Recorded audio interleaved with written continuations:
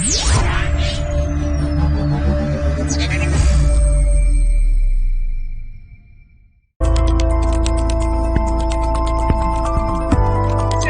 you our panel discussion on Mission of Alleviating Pain, Restoring Health and Extending Life for people around the world. I'd like to extend a very warm welcome to our panelists. We have with us Mr. Manoj Saxena, Managing Director, Bayer Zydus Pharma. I'd also like to extend a warm welcome to Mr. Jaypee Dwivedi, CIO, Rajiv Gandhi Cancer Institute and Research. And I'd like to extend a very warm welcome to Mr. Soumyabrata Das, Head IT TCG Lifesciences. May I also present to you Mr. Khalid, Ghaloua, Adine, Head Digital Healthcare Vertical, Etisalat.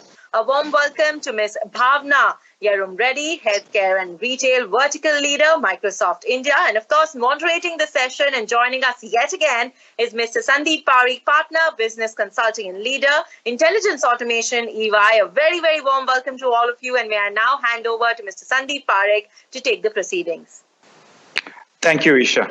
Once again, a very good afternoon to our audience. Panel, thank you very much for taking time out this afternoon to share your perspective on a topic that's probably very appropriate, unfortunately. Manoj, sorry for the pharma industry, but it is very, very relevant. Extending life for people around the world is a motto that a lot of pharma companies have picked up. And of course, the healthcare industry has kind of really worked very, very hard and toiled towards that. It is a utopian world, of course, but nonetheless, we are trying our level best to get there. In the session, of course, we'd like to really talk about not just a patient's journey, in a healthcare institution and how that gets impacted by digital, but overall, how do you kind of make the experience for a patient and more importantly for human beings far more, nicer when it comes to the healthcare. With that, let me kind of get started by asking a very, very simple yet straightforward question. And Manoj, I'd probably request your help here. There's a lot of buzz around digital in the healthcare space. Would you be kind enough to kind of explain what that means for our audience? And of course, what can the consumers really expect when we talk about digital in healthcare? No, thanks, Sandeep. The buzz in healthcare, the digital buzz in healthcare has been there for some time, and I will go back to the EY, Digital Maturity Index of Customer Engagement, which said that pharmaceutical industry per se is very traditional. The added buzz has come in because of the COVID factor, and there was a WhatsApp jokes going around. What is triggering this digitization? Is it COVID? Is it CEO or CIO?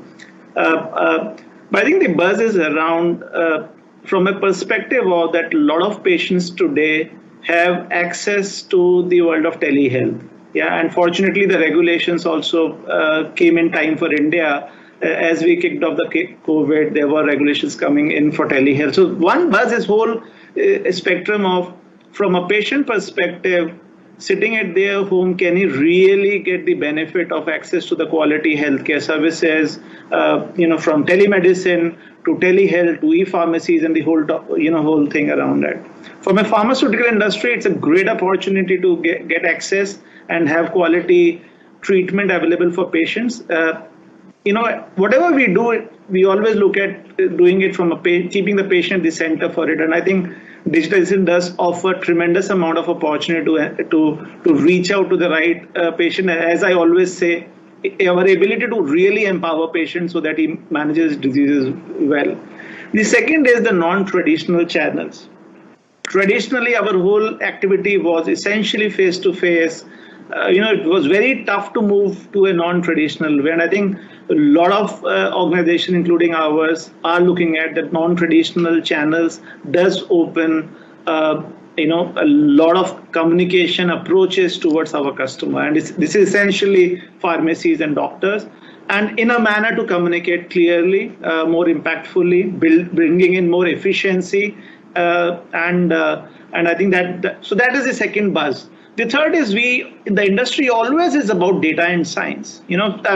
We spend almost 17-18% of our top line revenues putting into our R&D so that we have a new asset coming in, and it's a long drawn process.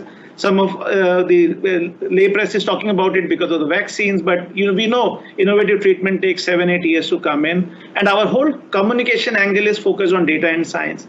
Now, what digitalization does is it brings that data and science together through AI, through machine learning, through data analytics, into our R&D operations, into our business modeling, into our marketing practices, so that we have a better insight in terms of what customer wants to understand, what patients wants to know, and it's more targeted, more personalized, and much more transparent and trustworthy. And I think, so that's the real buzz, Sandeep, around these three topics, which is getting all of us excited.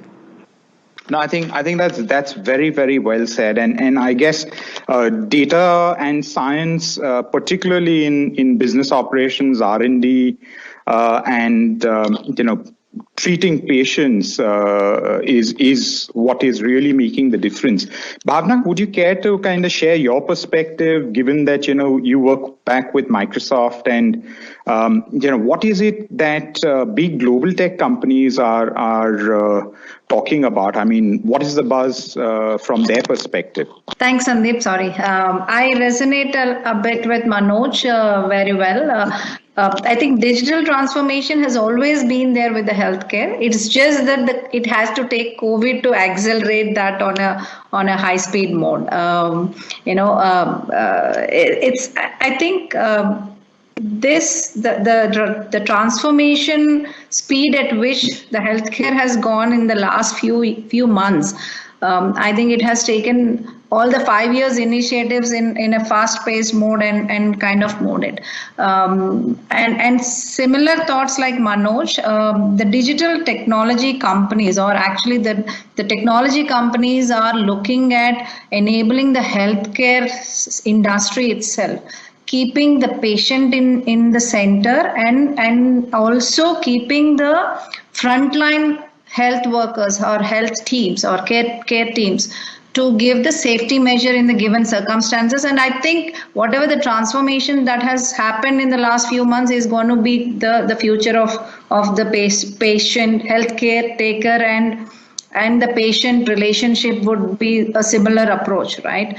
If you keep the patient in the center, right, it's all about enhancing the patient experience and engagement, empowering your healthcare team, and improving your operational efficiencies and the optimization of supply chain from a healthcare segment. And also, above all these, I think it's also important to keep the healthcare data secure and compliant. I think these are the 5-6 objectives on which the tech companies are evolving, like Microsoft has been investing heavily along with the healthcare providers globally and within India to drive the transformation and align for the objectives and the outcomes that the healthcare is looking towards. Great. Manoj, I think you brought up some really, really strong points, and that is very relevant for the human race and the world as a whole. But when we look at our country, while we've got the National E-Health Authority, or NEHA as they call it, and of course the Prime Minister's healthcare plan is also kind of in place. Then we've also got the Digital Info Security in Healthcare 2018, which is called DISHA 2018. Now, with all of these initiatives, India is still kind of a little behind on the digitization in the healthcare space. Obviously, one reason being our population. But is there something we can do to really accelerate the transition? Or you believe we are on the right track? No, I think digitalization does need an ecosystem, Sandeep, and all these initiatives, what you have said, are I think in the right direction. But we also have to bear in mind that let's look at number of hospitals, right? The hospital infrastructure 60% of them is only in urban setting, where 32% of the population resides. Per 1,000 people, there is only 2 doctors, and if you look at rural segments or semi-urban, is actually less than 1. All these factors now, does digitalization or telehealth, telemedicine helps to address that? Tremendously. Just imagine a follow-up visit for a patient coming all the way to All India Institute of Medical Sciences or to Rajiv Gandhi Cancer Institute, where Mr. Dwivedi is there. It takes a while, and I think if the digital solutions are there, it gives the patient an access to not to go unnecessarily, but follow up digitally. So I think providing an ecosystem where there are advantages clearly outlining it. And some people say that digitalization is only for rich, but we have seen enough across the board. Jan Dhan is a good example. UPIs are a good example, right? Technology has always helped everyone, and it's been a biggest bridge. So I think we are in the right direction, but probably in spending a little bit more money. We know India spends absolutely minimum amount of money on the GDP for healthcare. So that is something which we need to look at it, to build in instruments like EMR, data privacy, things like telemedicine, availability and access to everyone, greater awareness, but also creating the ecosystem for doctors, pharmacies, so that they understand the new tools and use them appropriately. Sure. Bhavana, anything from your perspective? No, I think it's just not alone one entity that drives this transformation, reaching out to the larger population, Sandeep. I think it, as Manoj rightly said, it should be an ecosystem, the government, the health providers and the tech companies to kind of enable that so that the reach is much larger. If you see the EHR adoption in the Indian context itself, right, India stands less than 25% of the EHR adoption, right? So there's a whole lot that they could be achieved. I think we are in the right direction with all the entities coming together, which I think Prime Minister Modi has initiated it. With the right approach and the right acceleration, India should be getting the right healthcare reach to the rest of the, not just only to the urban, but also the rural parts of India. Sure. Jaypee, you actually represent one of the premier institutes our country has for cancer treatment. What do you think, what value does digital actually help drive in your perspective, and especially for an institution like yours? And also, is it important? Do you believe that if digital can really truly transform a lot of things for your consumers, do you think it's also very important to have it in place? Absolutely. So in value terms, I will take our patient's perspective. The patient is looking for 4 things. Number 1, safety. As I walked in, please let me walk out. Number 2, clinical outcome. Apply any technology, any process, any methodology, any treatment to alleviate my pain, as the topic says, and help me get rid of the disease, which is cancer in our case. Third is cost.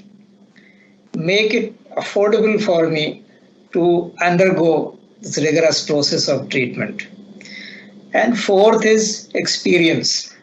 Our patients don't expect to be treated like a king, but at least they expect to be treated with dignity and respect and minimum discomfort as much as possible.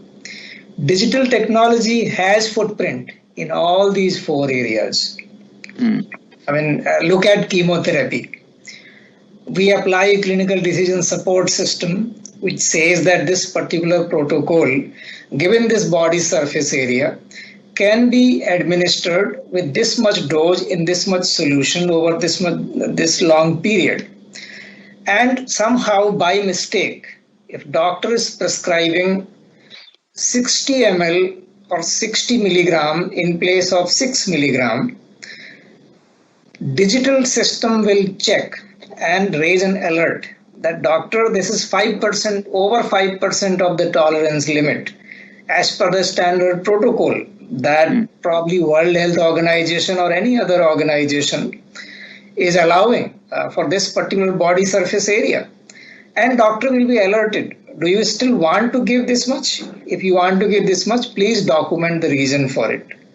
Similarly, in place of 60 mg, if doctor writes by mistake 6 mg, and it could be a typing error also, or handwriting error, or whatever, the system will say this much dose is insufficient for the patient of this particular body surface area. Is there any particular reason you want to prescribe this much? So this I was talking about the clinical outcome area. I mean, look at picture archival and communication system. This has been there for more than a decade. Right. Digital X-ray, digital CT, digital MRI, where all the filmless scanning is happening. And in one moment, the scanning has happened. The next moment, the image is available at the doctor's desk for viewing. And even it is available for some outside institutes or organizations also. So these technologies have been there. Now we are seeing a time where actually the information technology and medical technology are submerging. Now we are talking about digital pathology, digital radiology, very actively talking to electronic health record, and information technology is having more and more active role there. I'm 100% agreeing with what Manoj or Bhavana said, that this particular 7-8 months time has really convinced the board and CEOs and everyone about the fact that CIOs were trying for a long time. So that is the flip side. I mean, we have really moved on acceleration. We talk about cloud, we talk about social media, about mobility. You look at telemedicine app, it has combined all of them. And it is actually a very nice bouquet of all digital technologies, all put together. And patient is happily talking to a doctor sitting from the comfort of the home. So there's no denying to the fact that digital technologies actually add to every facet of the patient's value proposition, may it be outcome, cost, reach, experience, safety, everything. I think, Jaypee, that's very, very well said. And you know, I mean, if I were to just summarize, I think the patient has a tremendously good experience. Of course, nobody likes to be ill, but point is, when an individual is ill, he or she, as you rightly said, wants to walk in and walk out, you know, completely healthy. And I think that whole experience that an individual gets can be dramatically changed by leveraging digital technology. So that's kind of very, very well put.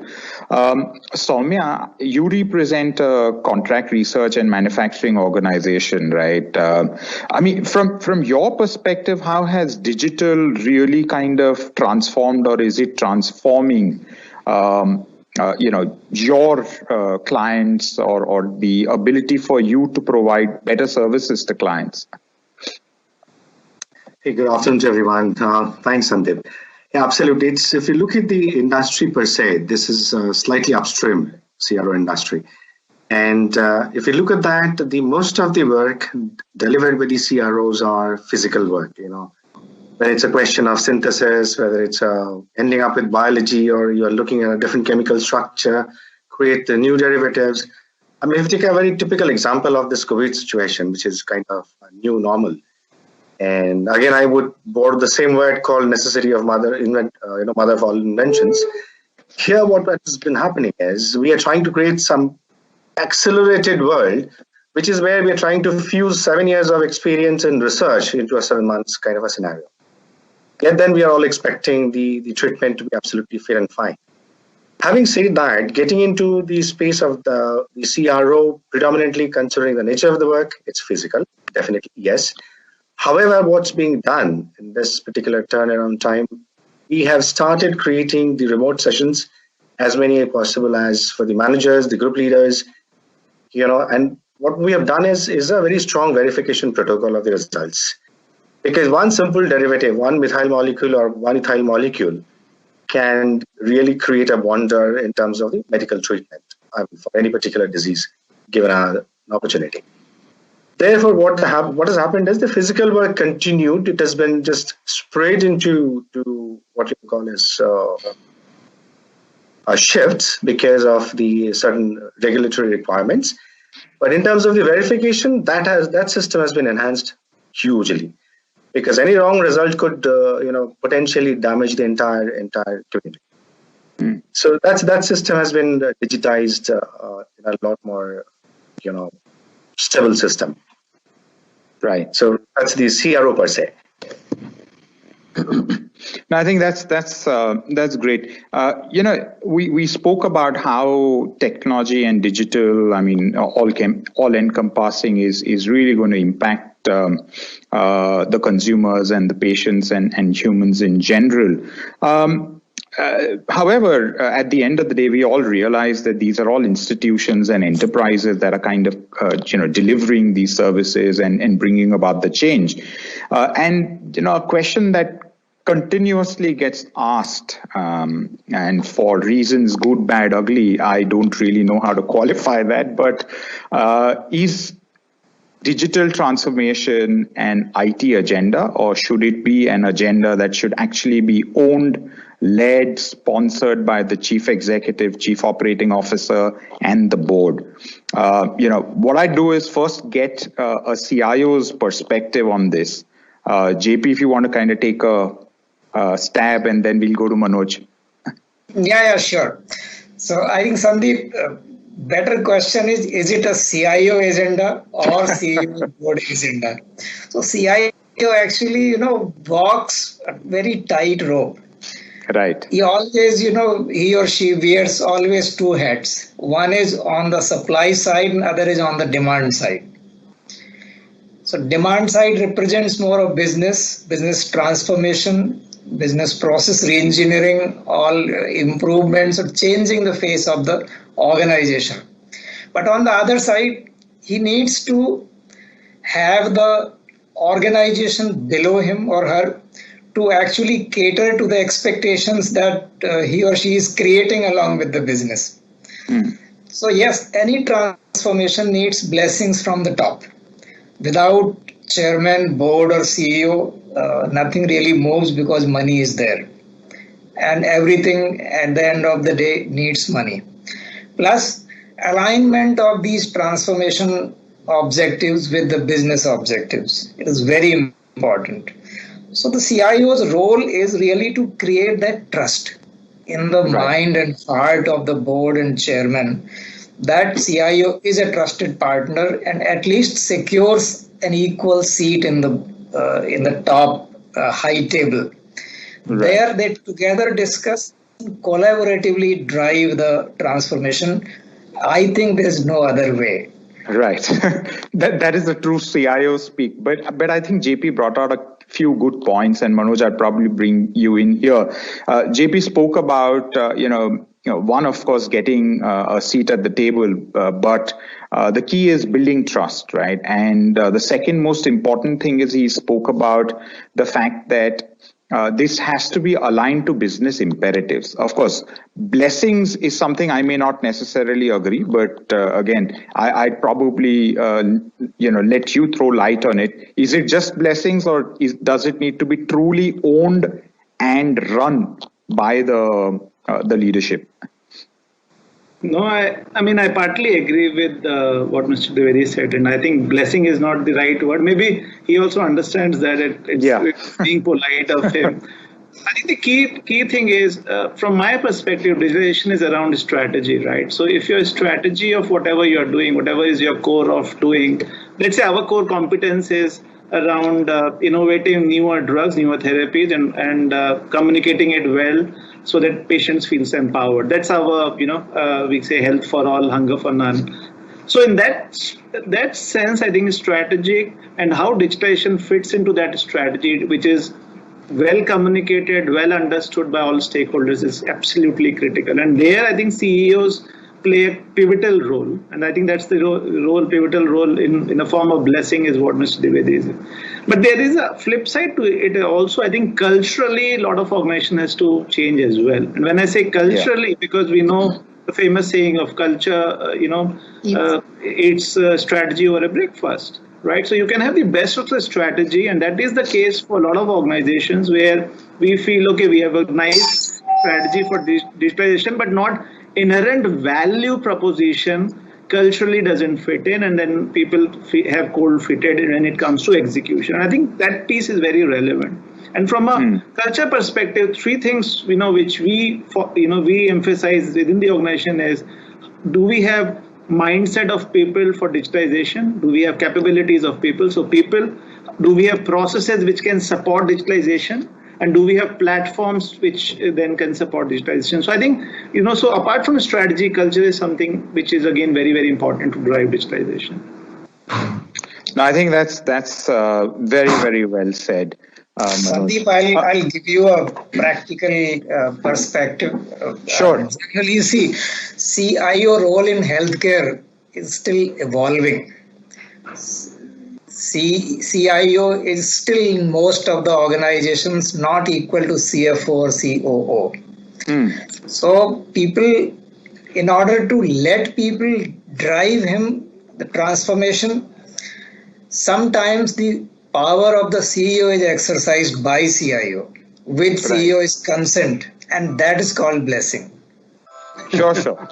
No, I think I fully agree with you, Jaypee, because I've been in those shoes for many years. But I think with Manoj on the call, as a CEO, I think I wanted to kind of get his perspective as to, does he agree with you? And he actually said so, that Jaypee was being very polite. I think that said a lot of things without having to explain. Khalid, at this stage, I'll probably also try to bring you in and get your perspective. I mean, you represent the Etisalat, which is a very, very different organization. It's an organization I've also seen pretty close up. But I think more importantly, you also represent a very different region. Do you kind of see this as well in your region? I mean, do you believe that it should be the board agenda? Thank you very much, Sandeep. Good afternoon, everybody. So, definitely, I think healthcare as a business, you probably know that keeping with the digital transformation in healthcare can feel overwhelming, right? So, deciding which emerging technologies can worth actually investing and in getting your team on board and with the changes is often the hardest part. And I completely agree with the colleagues and their perspective. So look, adapting to the digital era requires shifts toward a flexible and risk-taking mindset, right? So it means that letting go of outdated business processes and trusting that disruption would yield big results, right? So before we dive, on this topic and just to go back to your question, is that let's just stop for a moment for the definition itself, right? So the digital transformation in healthcare is the positive impact of the technology in healthcare. That's what we are looking for, right? So. And I agree, we are looking on health outcome, we are looking on cost perspective for the patient, we are looking on the perspective, but what we really want to achieve is that how digital transformation will actually provide a positive impact, in the healthcare, how this technology will impact. So here is why. So we have telemedicine, artificial intelligence, enabled medical devices, blockchain, electronic health record are just few concrete examples, right? That's how the digital is impacting in the healthcare industry, and which are completely reshaping how we interact with healthcare professionals, how our data is shared among providers, and how decisions are made about, our treatment plan and health outcomes. So innovation is the name of the game here, with the main goal of streamlining, physicians' work, right? Optimizing systems, improving, patient outcomes, and all of that. In terms of the region here, for example, in UAE, so I represent Etisalat, which is, it's a operator in 16 countries as a telecom operator, but I have done only healthcare in my background in the last 18 years. And my role, it was what is the role of the telco in the digital healthcare? How they can help in the transformation of the healthcare? And there is a lot of gaps. So if we look at, unfortunately, the healthcare and pharmaceutical industries have lagged behind when it comes to implementing digital strategies. Not like finance, banking, gas and oil and on and so on and so on. So you are right. I mean, there is still a way to go, and the agenda of usually the CEO is not the same as the CIO in an organization, in either it is a healthcare provider or pharmaceutical. Right. So we still have a long run as well. So yes, there is a lot of progress, especially with the COVID-19. There is an acceleration, but I think that's regardless in India or GCC, still there is a way to go. Right. No, I think that's kind of points which are very, very valid, Khalid. If I were to just summarize this, and I hope there are board members and CEOs in the audience today, or whoever will see this video recording whenever, I think clearly digital transformation will help. And by the way, I'm not saying this because I run technology as well. No. That's not what it is about. But I think digital transformation will help organizations really stay relevant. Very, very clearly, it will change the patient experience, really change the way you engage with the patients, and thereby obviously impact revenue, profitability, earnings per share clearly. So I think it is absolutely something that the board needs to, and the CEO needs to really care about. The CIO obviously is the most important enabler there, along with the business leaders in partnership.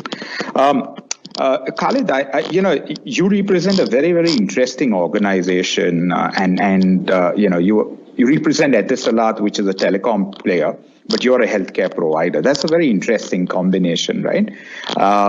So I would like to basically ask you a question. First of all, healthcare and telecom, what's the relationship? And secondly, clearly I'm guessing that digital is that, that bridge. So what is it that you have in mind? I mean, what kind of experiences or products you are expecting to create, or you've already created? Thank you. So, yes, it sounds a little bit strange, right? Operator or telecom operator with the healthcare. Usually, the boundaries of the telco, it stands to the connectivity or infrastructure, right? This is what we, at least all of us as experts in the healthcare industry, we know about, right? So that the boundaries of the telco is usually connectivity or infrastructure related to that. But telco has actually much more to give, if any CIO in any organization, if you want to launch any initiative, either telehealth or chronic disease management or remote monitoring or, any EHR, so he need to do a budget, right? And he need to, he may select the solution provider or the technology provider that will help him to enable, the business, but he will always have that, that budget to secure for the infrastructure, right? So this is one. So here the telco enter with that assets. So what we are doing so far since last 4 years is that how we can use all the assets of the telco operator, which is very, very important. Cloud computing, security, IoT platforms, right? So all of these connectivity, MPLS, all of that. So this is the first stack. Then you combine that with solution from other partners, and you deliver a service end to end in order to remove the hassle from the customer side. So that customer, he doesn't have to manage different parties. He doesn't have to manage someone for infrastructure, someone for the solution, someone for the service, the support, and all of that. So the telco can, because of the financial strength, Usually it's a semi-government entity, so it has a trust, right? They gave a trust, so it's an image of trust in front of the government. And the most important is that they have leverage in order to reach everywhere. So if you want to launch telehealth in, for example, in a country such as India or Saudi Arabia, where it's very large, you need someone that can reach everywhere. We don't want telehealth only in cities. We want telehealth for the people that are actually outside of the cities, that are in the remote area that they don't have. Because at the end, all of us, we have one ultimate objective, is that to provide healthcare, and to make it accessible to everybody. So that's the role of that we are playing. So we are launching solutions like in telemedicine in the cloud. We are launching like the EMR in the cloud. So instead of having to install it for every hospital, why not to have it in a cloud within the same country? So from data residency and all of that, we take care of that. And we partner for that, with Microsoft, so using, Azure services. And we put on that, on the top of it, EMR in the cloud. In order to what? To accelerate the adoption of the EMR. Before, Bhavana, she explained that the adoption of the EHR, for example, in India is 25%. That is still a problem, right? How you can accelerate that? This is what we have to think about it, right? Because now people are moving to solution on the top of the EMR in order to reuse the data. So Khalid, and just a quick clarificatory question for a very large country like India, where of course we've got mobile telephony pretty much there, but sometimes you could have areas which are pretty much blackout zones, right? So how does the telecom provider become the bridge between the service provider, which is the healthcare institution, and of course the patient or the individual receiving the service? So how does that happen? So the telco actually has the strength of all, ingredients to make it accessible. This is the first. Second is that they don't have to invest in the infrastructure anymore. They have to reuse the infrastructure and to make it accessible. So why you let, for example, any healthcare provider to invest a lot of money in order to use the infrastructure to enable any kind of use case? This is one. So you have to come with a disruptive business model to help the CIOs to launch their initiatives. This is the role, right? So in addition to the accessibility, so telecom are accessible. Everybody has mobile in India and everywhere, anywhere, right? So everybody has mobile. So this is another point. They can increase the adoption. They can facilitate increasing the adoption and to accelerate that. That's the point. Okay. Digital is an all-encompassing word, right? It includes artificial intelligence, machine learning, IoT, blockchain, etc. Typically, as far as healthcare is concerned, Bhavana, what do you think is the maturity of these technologies or solutions, for the industry? And also talk about how does this help with or what's the maturity with respect to India?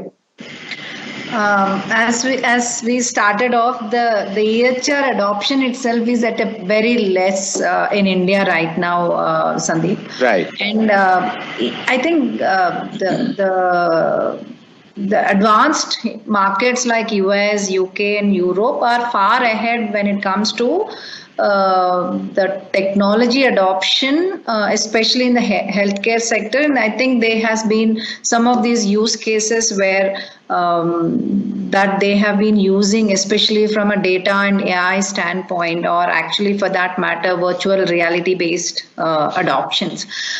India still stands a laggard there, and I think there is a lot to catch up, primarily because, as we said, the reach of the healthcare to the rural environment itself is less, and also the population who understands the technology element part of it. It's not just only the care provider part of it, right? But the adoption and understanding of the technology from the rural element as well.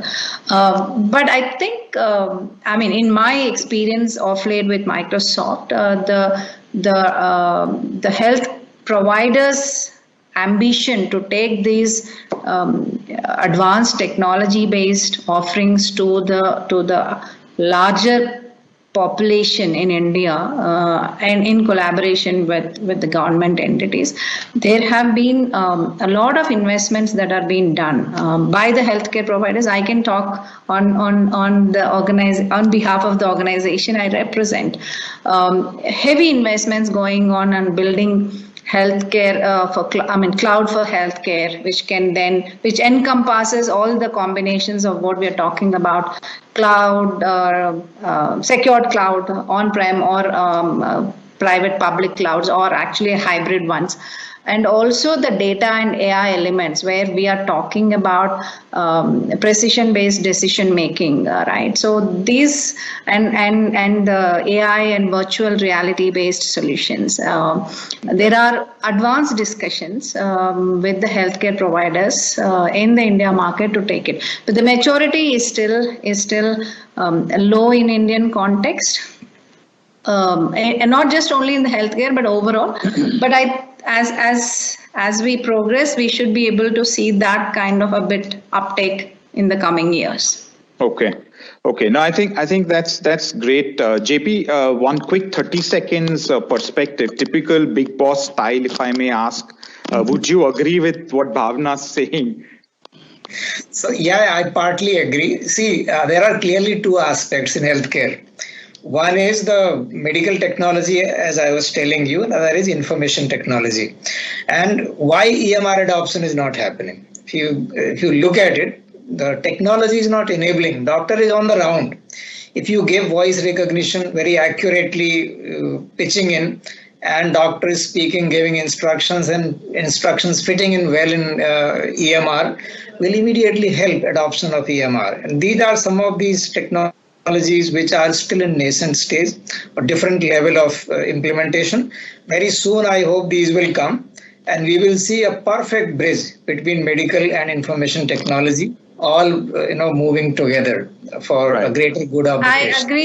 I agree with Dr. Dwivedi on the speech-to-text conversations that we are embarking on. A lot of healthcare providers are now evaluating that, so that there is no need for translating after the care is given. Then you prescribe, and the prescription is then scanned and stored. It's like while the caregiver is having a conversation with the patient, the data is being captured in the form of a record, right? That actually the availability of that record, the time taken to time spent with the customer or with the patient is much lesser than the normal way, right? And the data accuracy is much higher.